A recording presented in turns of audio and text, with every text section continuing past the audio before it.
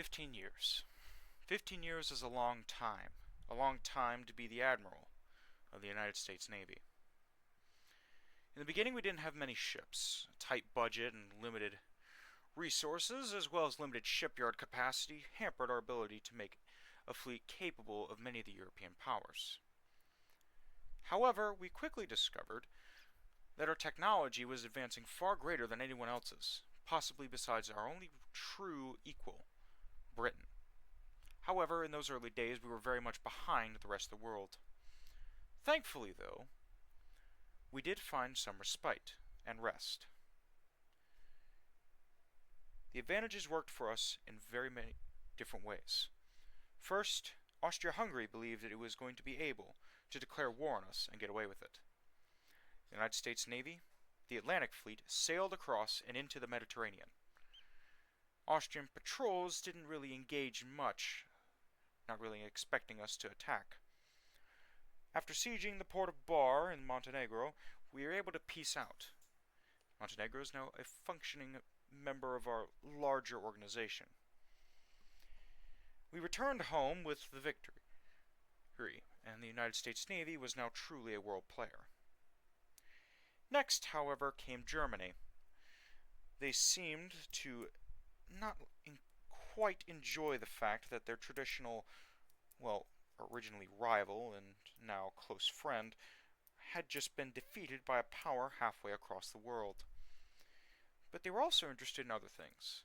They had claimed that our boats had been, responsible for some incidents that had happened, and I could find no evidence to that claim. However, the war happened. The Pacific Fleet set out, and the Manila Squadron, as it became known, performed admirably, and were able to begin the siege of the Bismarck Archipelago and the German possessions in the Pacific. It was a quick war, as wars can be such a thing, and we soon found ourselves in control of many of their colonial possessions out there. The possessions, quite honestly, were surprised to see American ships now in their harbors, but the people were quite okay with us coming in, but as long as the sailors didn't disrupt the local life, and as long as the governors didn't do something stupid, they were fine. Afterwards, the Manila Squadron returned to the Philippines.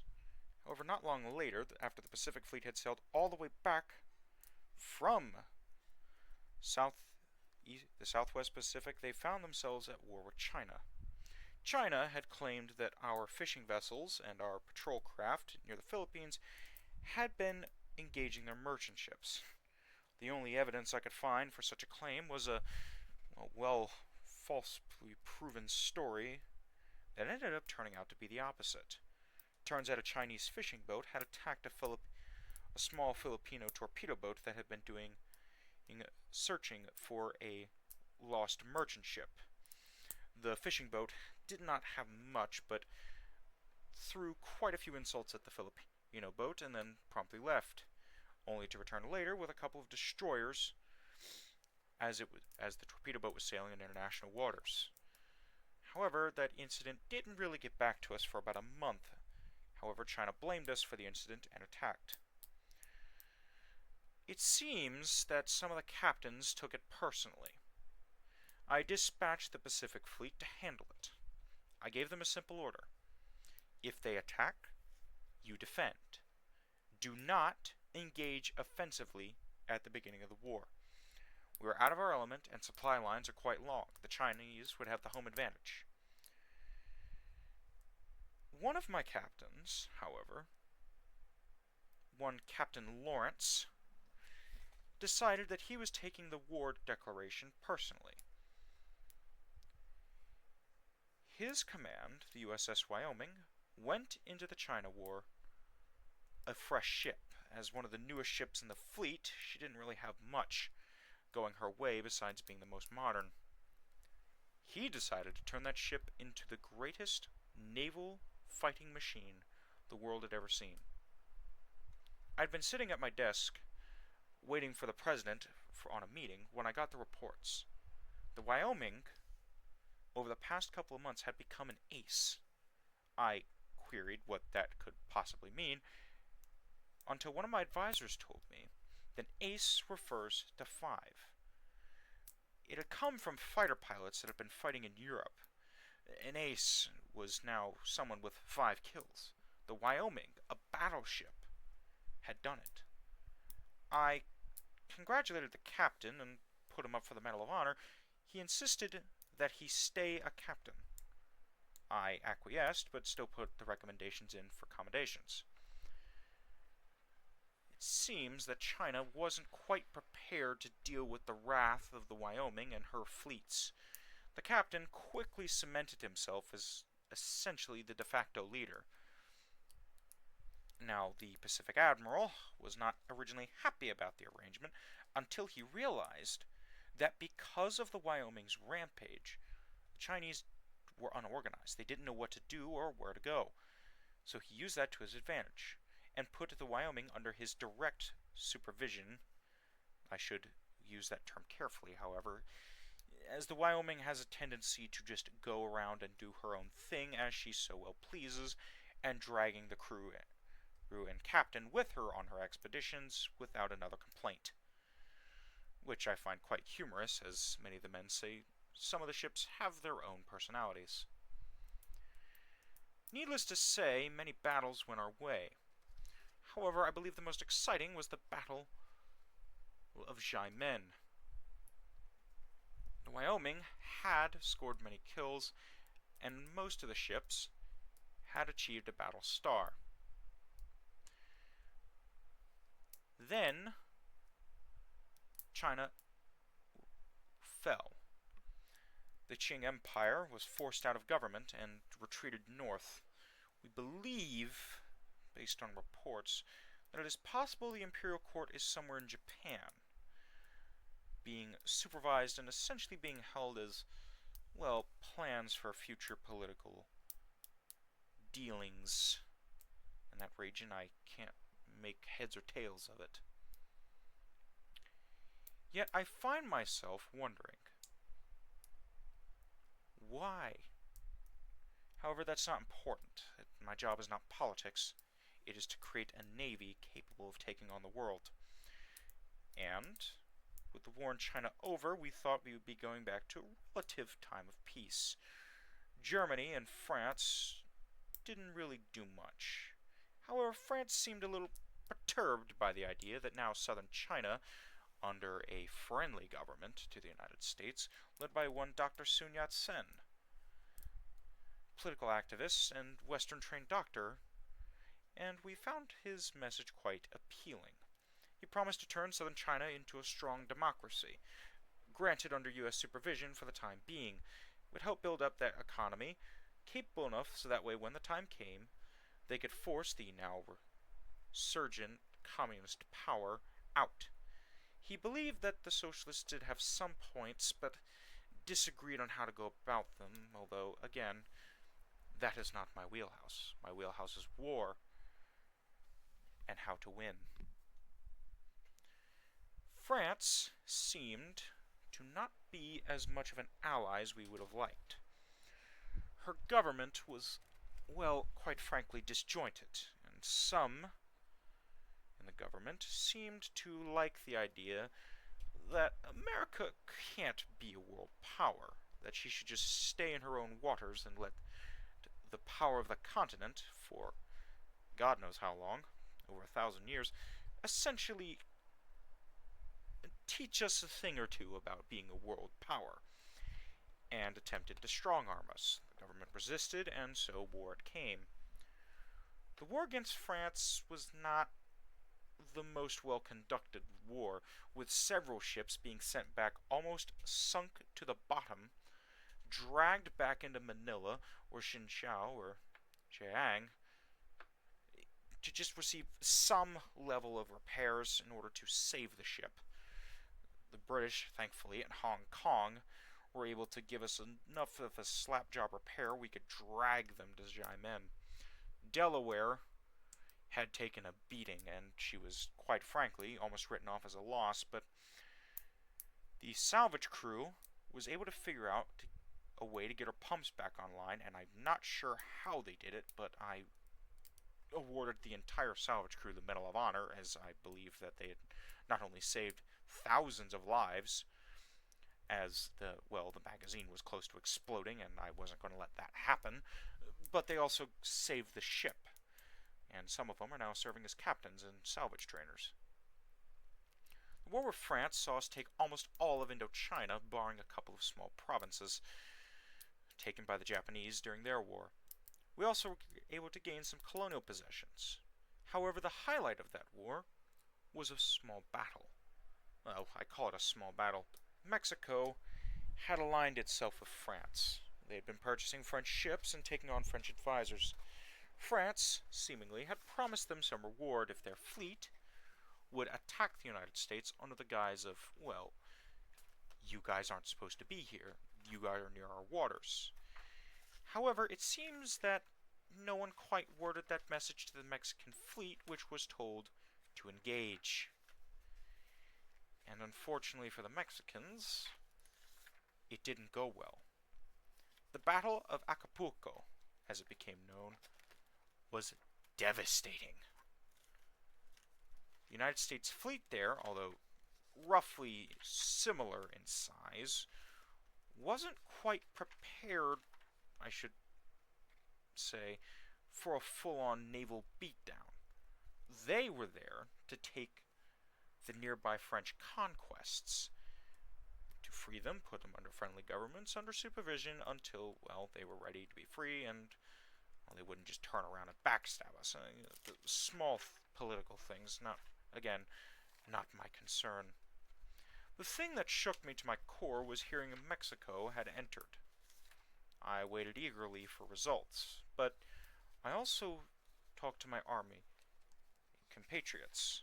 I asked them if Mexico does officially enter the war, is the United States prepared to go? They gave me assurances and said there should not be a problem.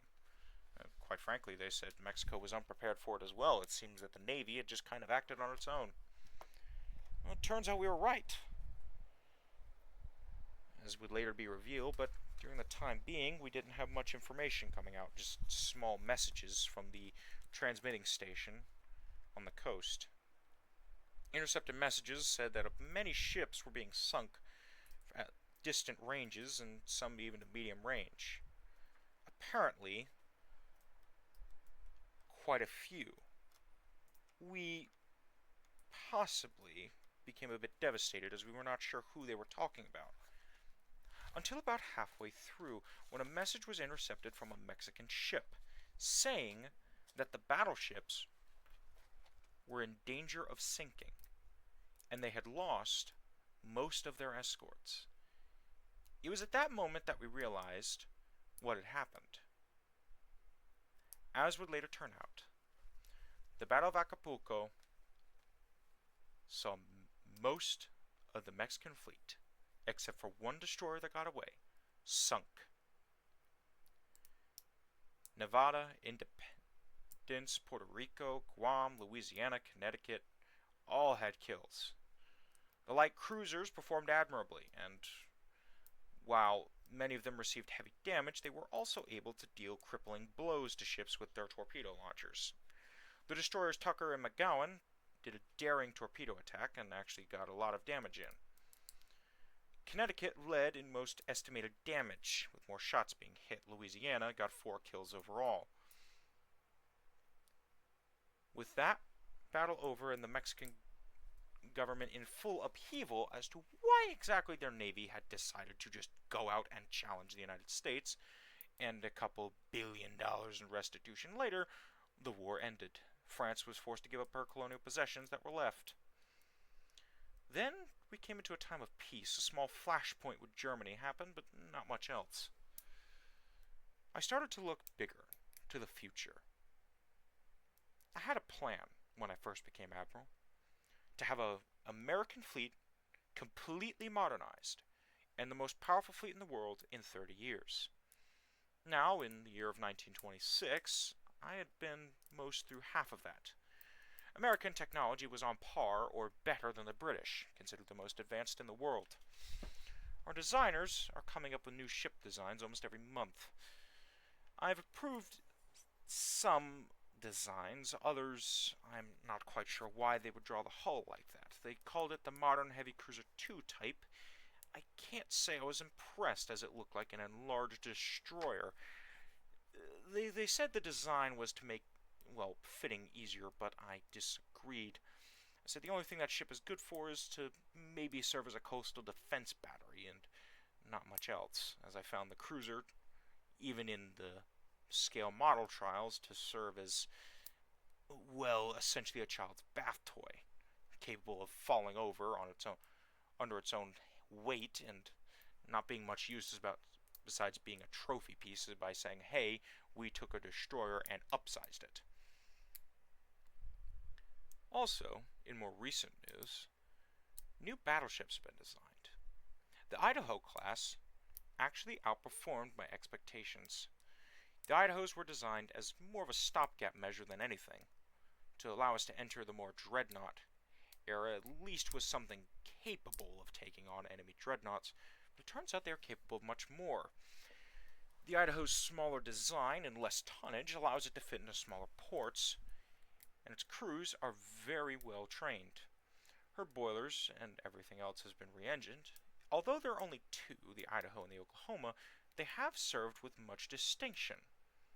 Being involved at the Battle of Manila Bay, I should rectify that, the second battle, where each of them received a battle star and a commendation, it took a bit of me to realize that perhaps a new design was ready.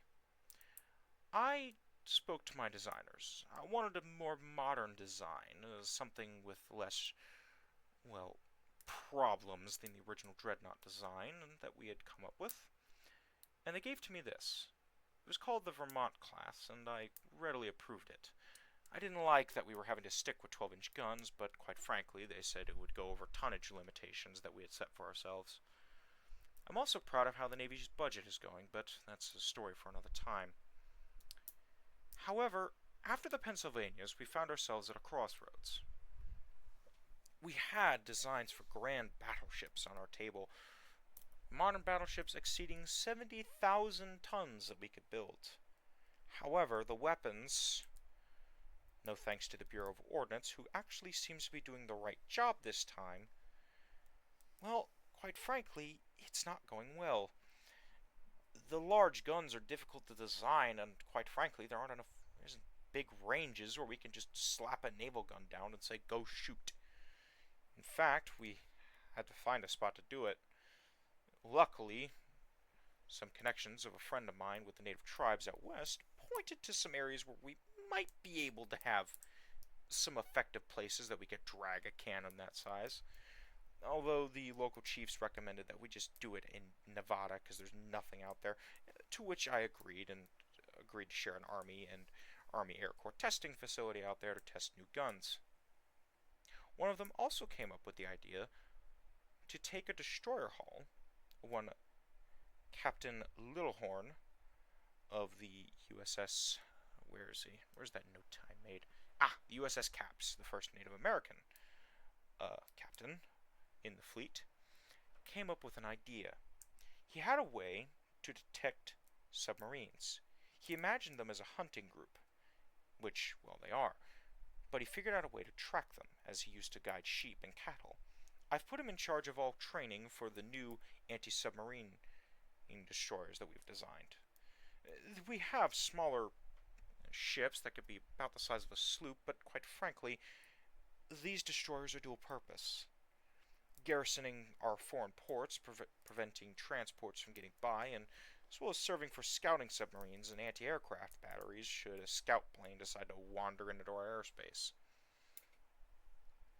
As for the rest of the fleet, I'm unsure of our next move. Quite frankly, it's been difficult to gauge world politics. Our long-standing alliance with Japan fell through after the government and couldn't agree on strategy and, well, after the intervention in China. We are still holding decent trade relations, however, it seems that the Admiral in Japan has nothing but animus towards me. I disagree with that sentiment, as I find the ministers and the other officials who visit us quite friendly. It just seems that the navies can't get along. In fact, there were a few incidents where I had to personally call a couple of captains and tell them if they didn't get their troops in shape to stop goading the French and ships that were trying to get past Japan and trying to force a battle with them against France. I'm not sure why, I guess to blame the French for it. It was just seen as more of a distraction than anything, and could lead to an international incident, which is the last thing the Navy needs. I am, however, unsure, as I've already stated, of what the next move should be. The obvious move would be to look at a war. But I'm not exactly one for war. Wars are hard, they're terrible, and they lead to loss of life. The near total loss of the Delaware and several other ships put into perspective that this is not just a ship of navy in numbers, but of men and women who fight for, well, the United States. As I sit here clicking my pens, I can't help but think that I'm doing something wrong. However, I have come to a conclusion. I've put all of our foreign relations into perspective. The nations that have been antagonizing us mainly have been the Austrians, occasionally the Italians. Japan, their admiral says something now and again, and we just kind of nod and agree to disagree. But there's one nation I can't shake. France. Why would they go to war against us? Officially, unofficially, truthfully, they were our first ally. Besides the Spanish, Spain is in the middle of upheaval, and I doubt the government will hold for long. France is, well, unfortunately, being historically France and having political turmoil every 15 seconds. Germany is, well, not what they used to be. The Kaiser is technically still the head of state, although, quite frankly, what powers he has are nothing more than being a ceremonial monarch who holds a scepter and ceremonially opens Parliament and the Senate every once in a while, and, well, approves of cabinet appointments in a ceremony. Not much. Britain, on the other hand, seems much more friendly to us, with France in upheaval and Italy being, well, conquest-driven, and the Soviets kind of serving as an Eastern power bloc, who we still somehow have good relations with, and I can't tell why. I might have to ask the government to investigate the ambassador, but to be quite honest, I don't suspect anything. It's more conjecture than anything else. But it does give me a question. Who is our next ally? I have instructed the government many times that we need to have two major allies at all times. Colombia lost part of southern Colombia to a war with France, and, well, we've been trying to rebuild the region ever since. Problem is a bunch of fires and a couple of natural disasters hit, and there's a reason the Army Corps of Engineers is still trying to figure out how to put half of that area back together, and, well, we're doing an improvement project. Denmark, on the other hand, lost Copenhagen and is now technically no longer the governing seat. Jutland still lives, but they've been in a cold war with Germany ever since, putting us in a bit of a sticky situation. The allies I have said that we would probably be the most apt to get would be Britain or Japan.